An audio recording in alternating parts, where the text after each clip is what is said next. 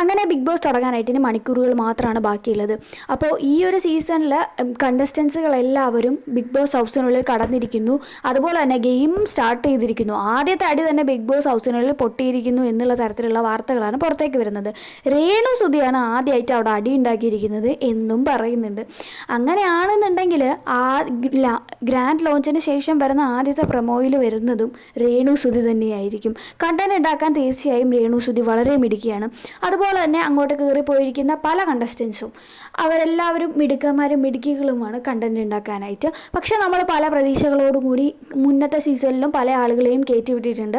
അവരെല്ലാം വായ മൂടി നന്മബലം കളിച്ചിരിക്കുന്നത് നമ്മൾ കണ്ടിട്ടുണ്ട്. അങ്ങനെ ആവാതിരുന്നാൽ മതി. എല്ലാവരും വളരെ ആക്റ്റീവായിട്ടൊക്കെ നിൽക്കുമായിരുന്നു. നമ്മൾ പ്രേക്ഷകർക്കും ഈ ഷോ കണ്ടുകൊണ്ടിരിക്കാനായിട്ട് വളരെ ഇൻട്രസ്റ്റിംഗ് ആയിട്ടുണ്ടാവും. എന്തായാലും ഈ ഒരു സീസൺ അത്ര നിരാശപ്പെടുത്തില്ല എന്നാണ് എനിക്ക് തോന്നുന്നത് ഈ കണ്ടസ്റ്റൻസിനെയൊക്കെ കാണുമ്പോൾ. അപ്പോൾ നിങ്ങൾക്ക് എന്താണ് തോന്നുന്നത് എന്നുള്ളത് നിങ്ങളും കമൻറ്റ് ചെയ്യുക.